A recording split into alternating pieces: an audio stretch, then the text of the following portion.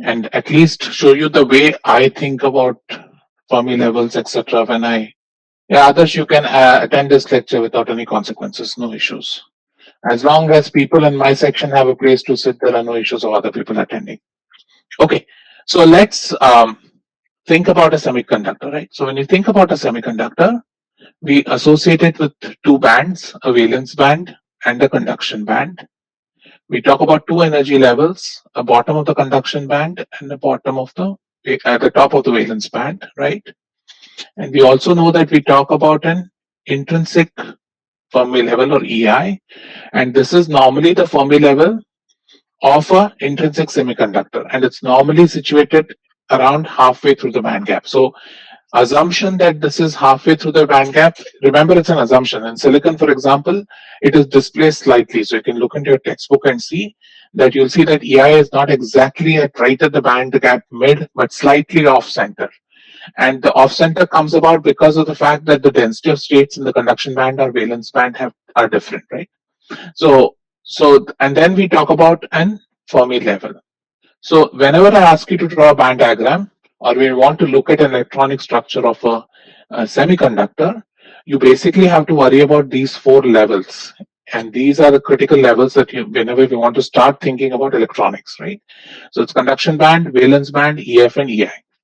So the other way to think about it is, so remember, when the Fermi level is on the top half of the conduction band, it is going to be a N-type semiconductor, right? So that is, electrons are going to be your majority carriers. And so what I do is I map EI to Ni and I map EC to NC. Similarly, when holes are the majority carriers, then my Fermi level is going to lie in the bottom half of the conduction band. So I do this. Now the reason why it gets confusing is you would have noticed yesterday, sometimes I take minus EC minus EF, sometimes I take EF minus EC, right? So it just becomes very clear from here. So remember, in silicon, again, it's good to have these numbers. This is roughly 10 power 10 per cc. This is roughly 10 power 19 per cc. And this is similarly 10 power 19 per cc. So what I want you to remember is, as you keep adding dopants or electrons into the system, your Fermi level starts from EI and starts moving towards NC, right? So that when you want to think about, suppose a Fermi level is given to you and you want to find what its equivalent doping is, if you take it with respect to EI, then you find the log of that ND by NI, and that will give you this distance, right? Or if you take it from NC, it should be less than NC and you'll get the other distance, right? So always remember that in doped semiconductors, the Fermi level is going to lie between EI and EC if it's an N-type doped semiconductor. And the distances are basically dependent on the log of the ratio of that particular doping concentration with either Ni or with Nc, right? And remember that Nd is always going to lie between Nc and Ni. So that whole approximation, Boltzmann approximation, yesterday we saw works for within 3 kT, right? So within 3 kT, the Boltzmann approximation basically fails. So you can think about in this class that as you increase your doping, your Fermi level moves from Ni towards Nc in an N-type semiconductor, and the distance of the Fermi level from EI or Nc is dependent on the ratio of Nd to Ni or Nc to Nd, right? And always remember that if you do Nc to Nd, you take Ec minus Ef, and if you take the other way, you take Ef minus Ei, right? And remember that if the Fermi level has to sit in between Nc and Ni, it has to be between Nc and Ni, right? So that will give you a clue as to which is positive or negative. So you don't have to stress out about whether you're taking the positive or negative sign, as long as you understand what's happening in the semiconductor, okay? And similarly, if you look at holes are going to move down here. And similarly, if you have Na, depending on what Na is, you can either compare it to Ni, which is going to give you this distance, or you compare it to this and that's going to give you this distance, right? And always remember that your Ec minus Ef in an N-type semiconductor or Ef minus Ei for an N-type semiconductor, right, have to be less than Eg by 2. So again, these are good checks to keep in mind when you solve problems, right? You don't want to end up getting some rubbish answer. So keep this in mind. At least for me, this helped me understand. So I'm just sharing it with you that Some of you might like this. If you're not comfortable with this, you can go with the formula if that's what you want to stick by because you find this confusing. And similarly here you want to ensure that always remember energy of the electron is this way, right? So EC is greater than EV. So if you do EF minus EV or you do EI minus EF in a p-type semiconductor, both have to be less than EG by 2. So always remember that you should get numbers which are less than EG by 2. If you get more than EG by 2, then something is wrong, right? Because more than EG by 2 means it is the other distance, right? So if it's an n-type semiconductor, then the Fermi level minus EV should be more than EG by 2. Saksham asks, will EI be midway between EC and EV at absolute temperature?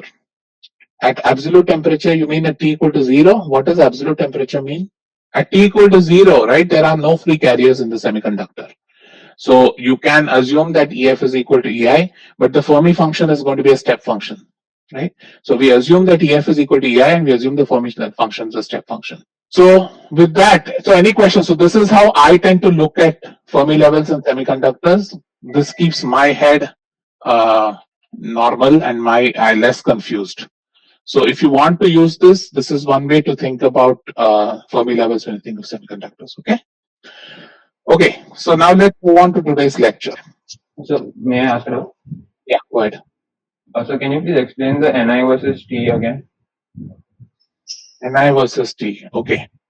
So remember in semiconductor, Ni is a very strong function of T. So it actually goes as exponent of 1 by T, right? Which means that you need to remember as temperature increases, your Ni increases logarithmically, right?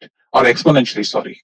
So for a small change in temperature, you're going to get a large change in Ni. So keep that in mind. And why that becomes important when we'll start discussing devices later, that Ni will intrinsically be related to the leakage currents in the lot of our devices. So what you'll end up seeing is that the leakage current in a lot of devices will start increasing rapidly as you increase temperature.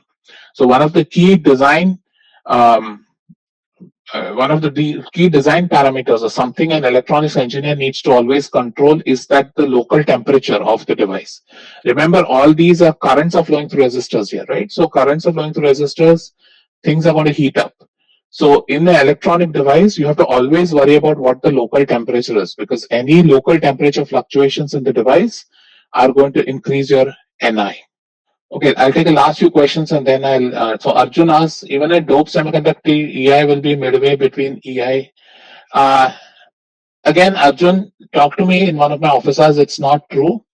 So at T equal to 0K, things are very different. So don't get confused there. For a dope semiconductor, it won't be there. So talk to me in the office hour. It's not part of the syllabus, but if you're curious, I can discuss. Okay. What does Ni represent? Oh my God, after the entire week, somebody is asking what the Harsh, Ni represents the intrinsic carrier concentration. So Ni is the concentration of electrons or holes in an intrinsic semiconductor when there is no doping present at any given temperature. Number of electrons equal to number of holes equal to Ni, where Ni is the intrinsic carrier concentration. Okay, Vedant, EI is for intrinsic only, correct. Okay, so with that, let's start today's lecture. So today what we're going to do is, now we're going to start thinking about how do these carriers move in a semiconductor. So we are done with what is known as equilibrium statistics. So what you have looked at so far is known as equilibrium statistics. That is, you want how does the electronic structure of the semiconductor look like at equilibrium. So now we are going to look at what happens if I apply a field to the semiconductor, right? So first things first, let's talk about thermal equilibrium, right? So thermal equilibrium, can anybody, you've all done thermody. So what does thermal equilibrium mean? If I tell you that this system is at thermal equilibrium, can one of you unmute and tell me what it means? Temperature is constant, what else? Right, so uniform temperature throughout. What it essentially means is that there is input heat is equal to output heat. Exactly. So all I want you to get is that when you say thermal equilibrium, it is always with respect to an environment, right? And when you say thermal equilibrium, it essentially means that there are no temperature gradients in the system, and that system is at equilibrium with whatever is outside the system, right? So at thermal equilibrium, essentially there is no net current. So if you think about a piece of semiconductor, since we are going to be obsessed with semiconductors in this class, if you think about a piece of semiconductor, this piece of semiconductor will have no external, if I apply no electric field, so it's an equilibrium, so no electric field is applied.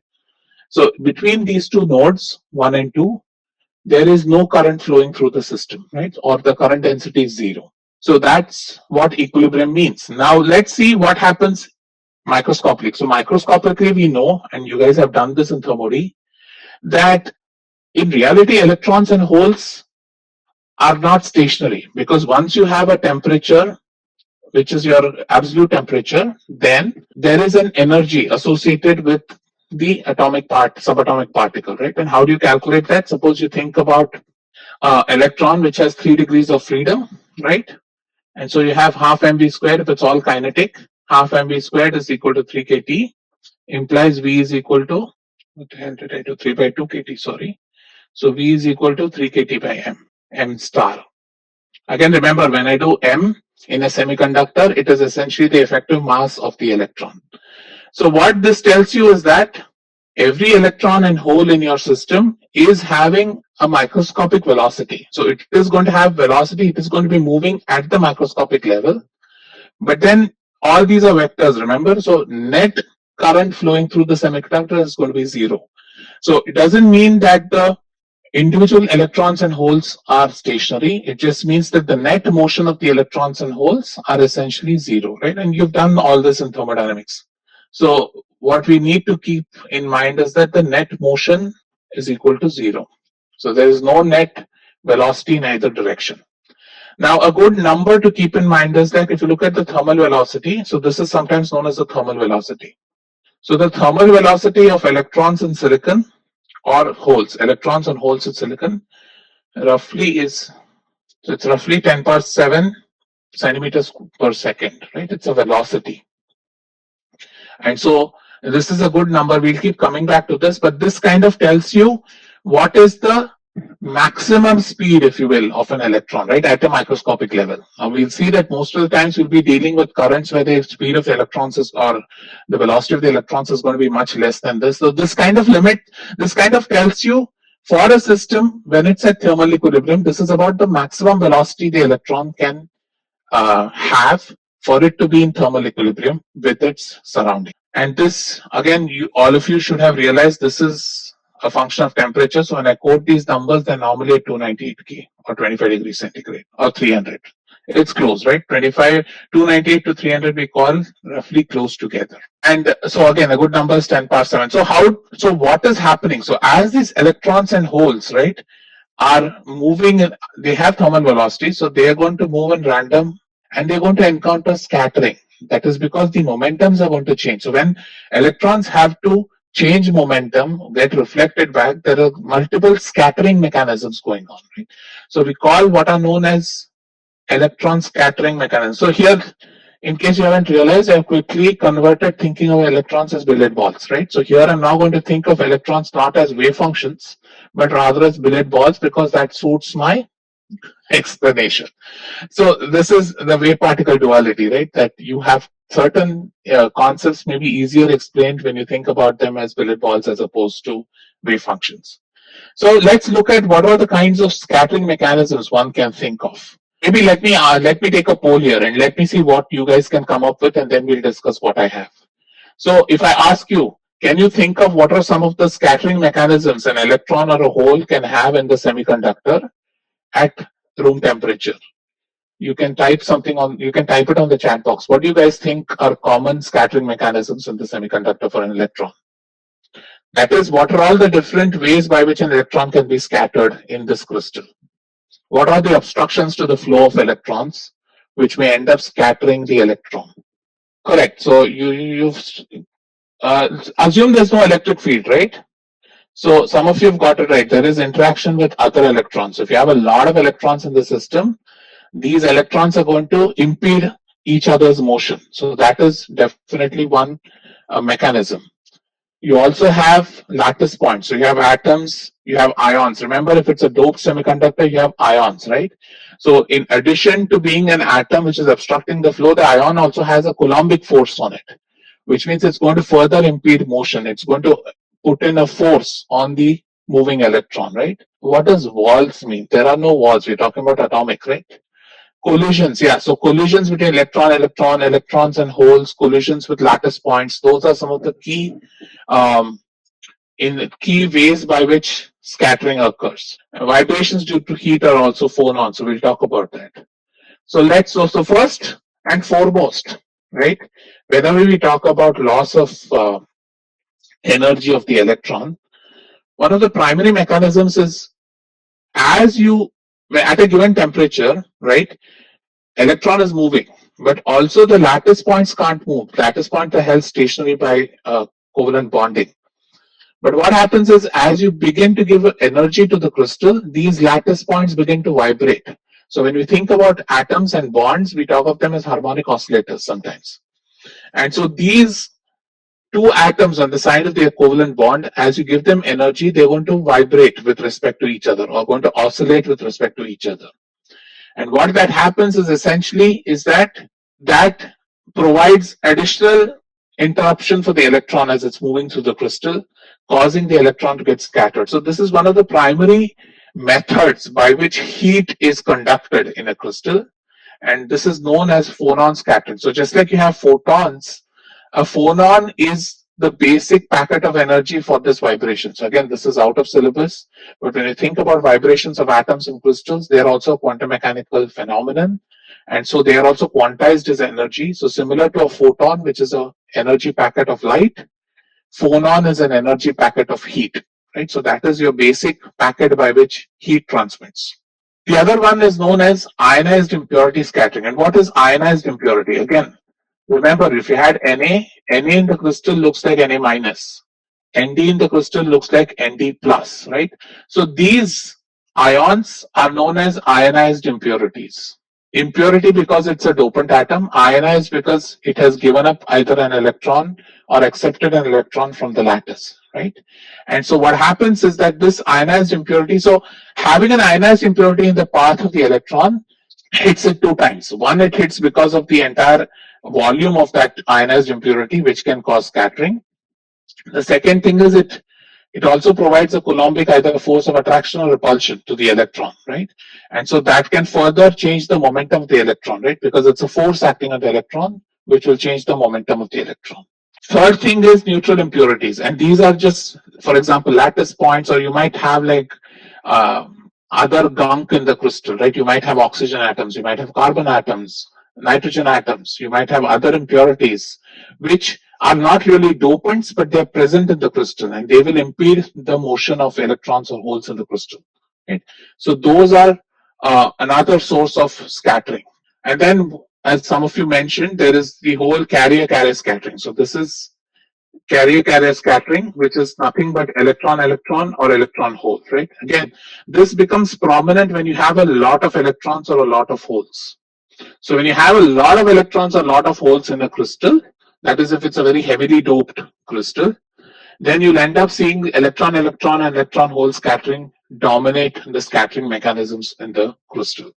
And then you have crystal defects. So similar where you had unwanted impurity stuffed in the crystal, crystal defects can be like a lattice point is missing, or you can think about a plane missing, right? There can be the crystal can cleave along a particular plane, which ends up being one plane being lost in your crystal. So when things like that happen, right, those essentially become charged up states. So any defect in the silicon crystal or semiconductor crystal tends to break the periodicity of the lattice. Remember, always go back to period. The whole thing of semiconductor physics rests on the foundation of a periodic lattice. So the minute periodicity is broken, it becomes a place where a discontinuity shows up for the electron or the hole. So when a discontinuity shows up, it is going to cause scattering. So crystal defects cause scattering in your crystal.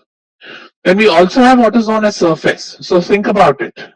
We have looked at all semiconductors, which are essentially 3D infinite cube in all directions, right?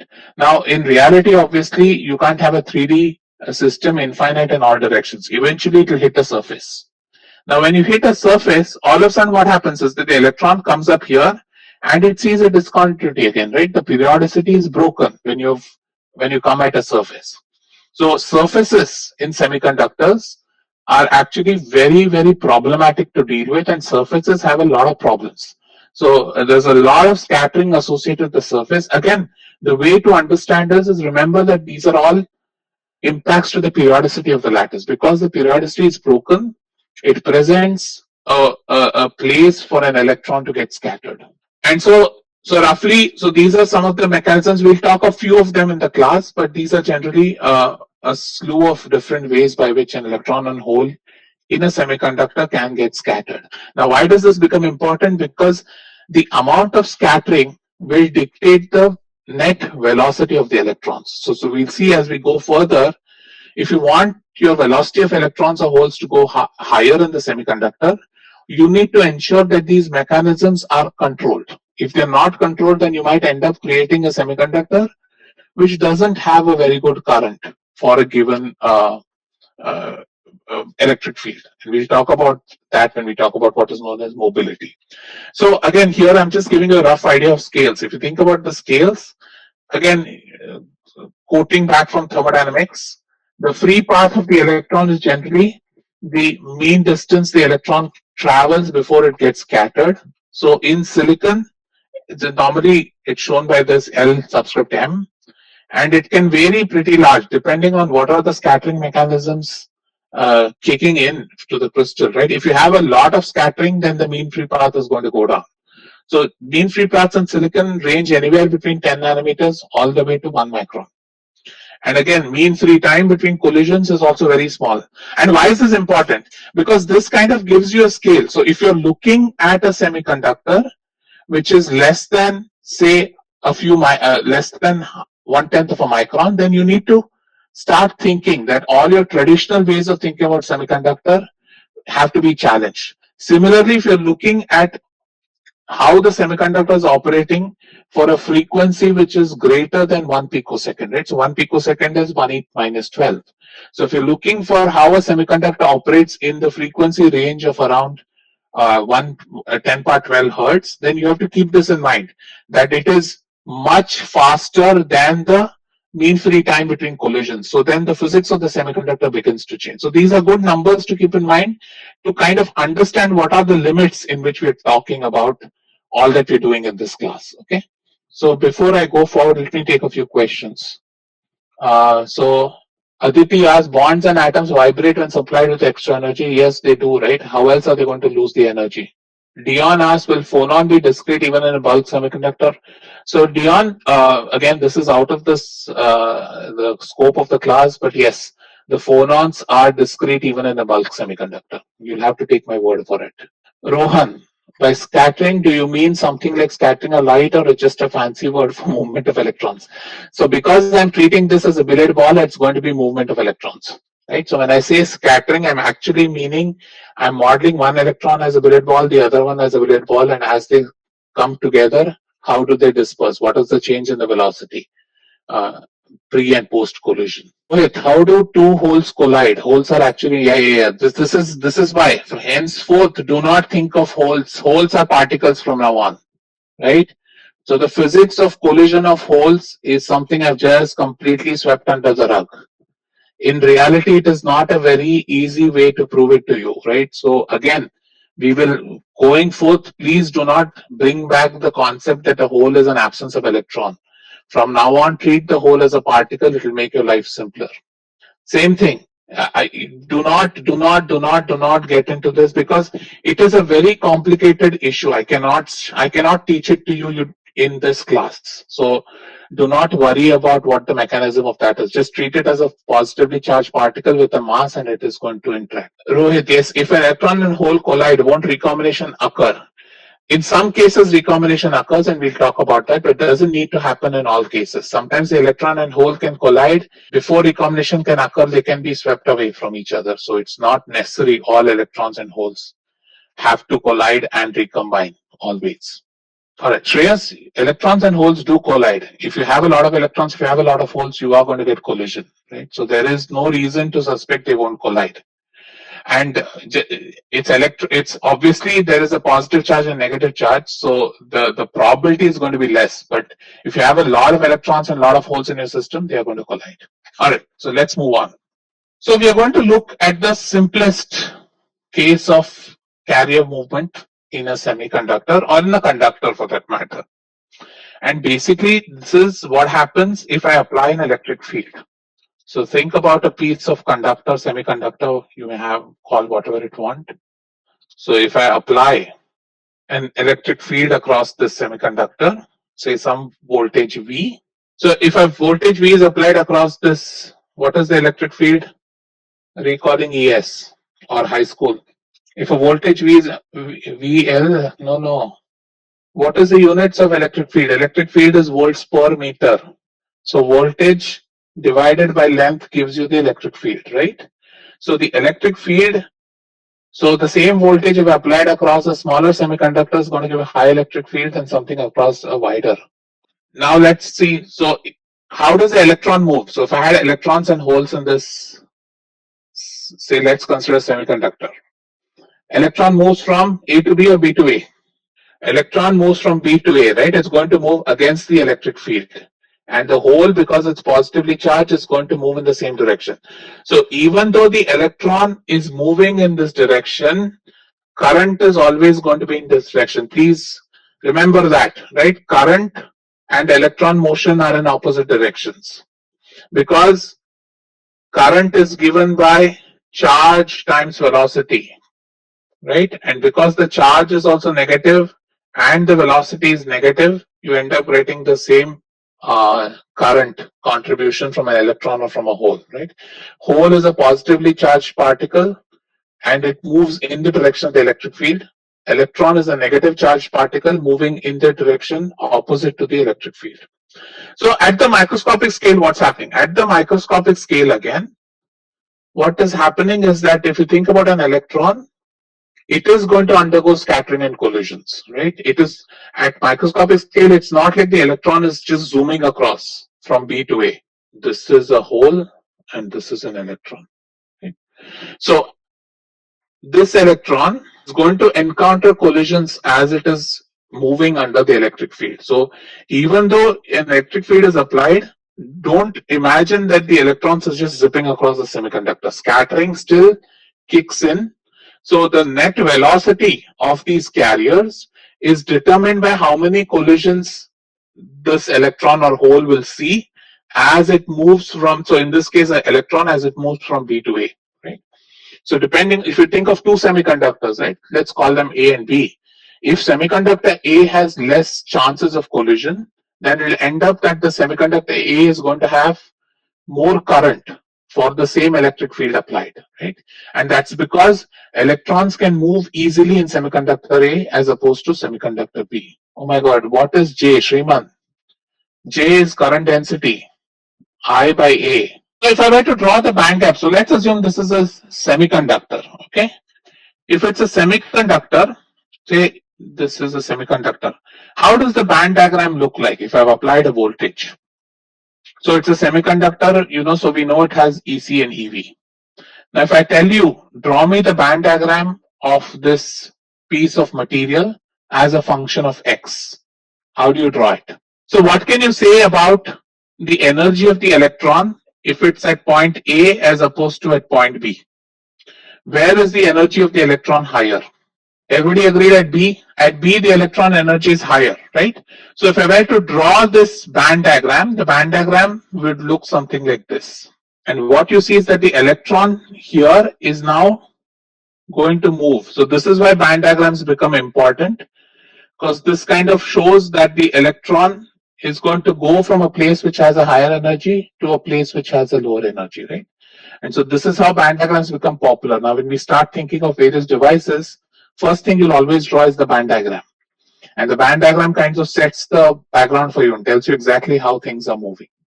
Right? And similarly, a hole, remember, hole will do the other thing. Hole will bubble up. So that's the other reason why we like to think of holes as these open circles, because the way we think about is electrons come down in energy, holes bubble up in the band, right? So the hole is always going to try and go up on the band diagram, and the electron is trying coming down in the band diagram. So what we see is that, let's talk about what is the force on the electron. So if you think about the force on the electron, the force of the electron can be thought of roughly as it's the change in momentum and can be thought of as Q times electric field. Its Q time voltage is the, but if I think about the, or rather the, so what you get from here is essentially that the velocity, and this is sometimes known as the drift velocity of the electron. The drift velocity for most materials is related to the electric field I applied across the material, right?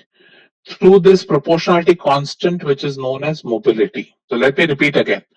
The drift velocity of an electron is proportional to the electric field applied, right? So the more the electric field I apply, the more the velocity is going to increase.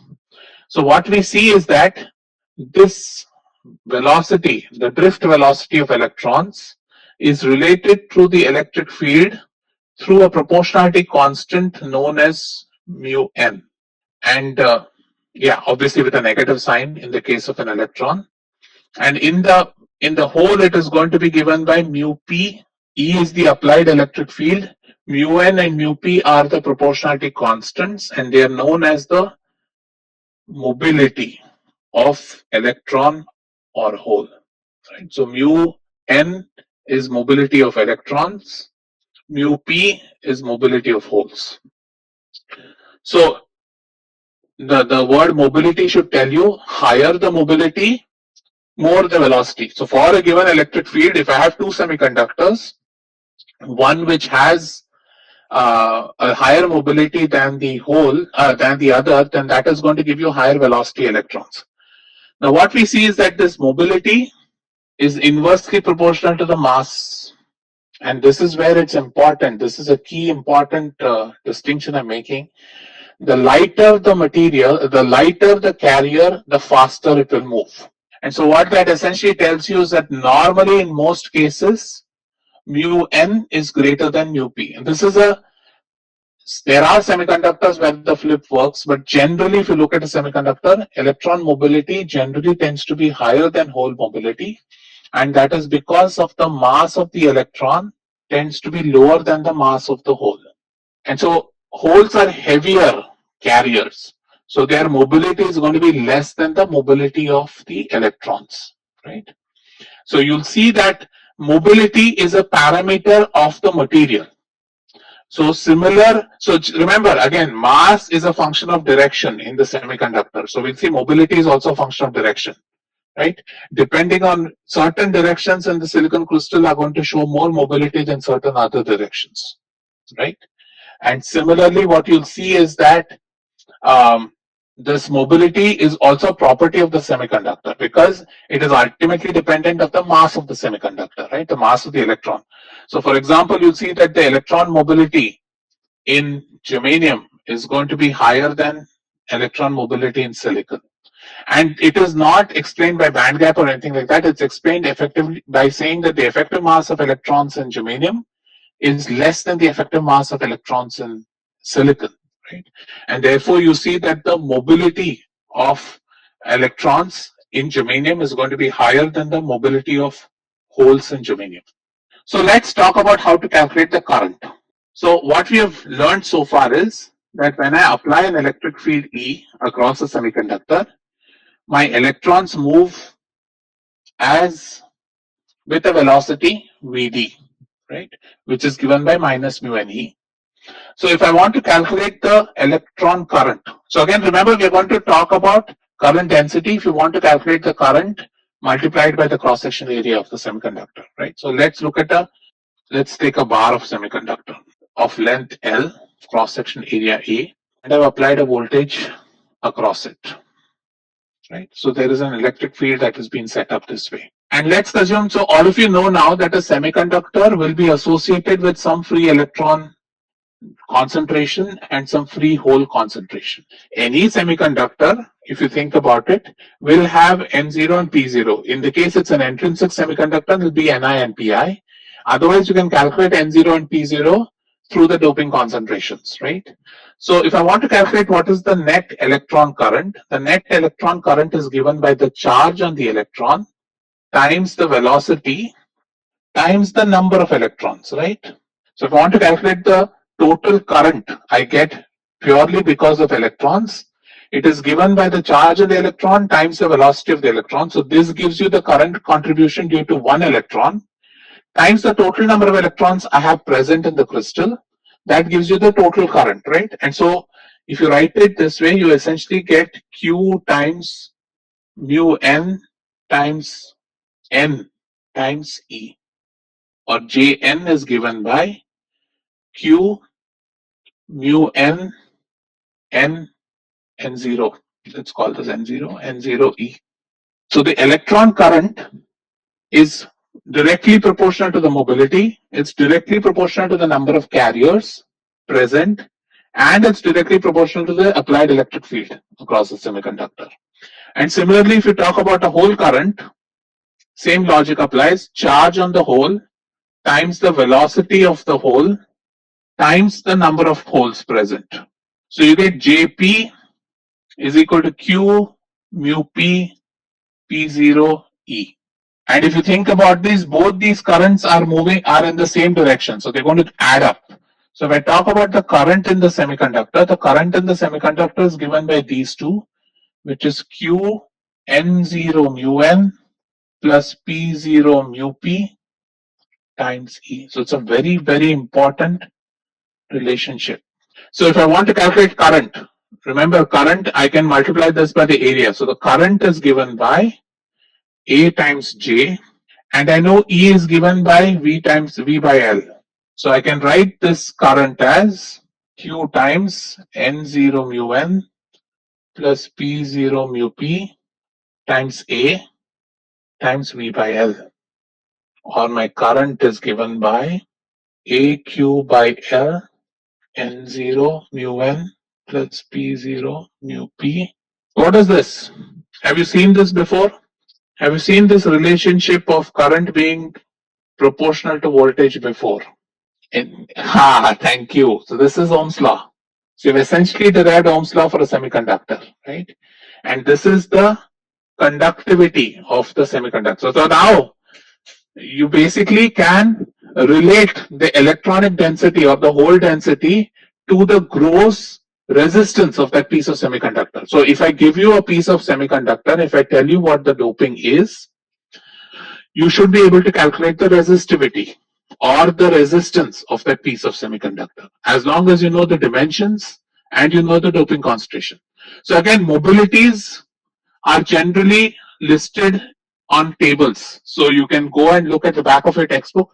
Your back of your textbook has tables listing out mobilities for various semiconductors, right? So what we essentially established is that for a semiconductor with a given concentration of electrons or holes, I can talk about the resistance of that semiconductor, or the conductivity or the resistivity, right? If I want to calculate resistivity, what's it going to be? Rho L upon A, right? So 1 by Q times NO N0 mu N plus P0 mu P is the resistivity.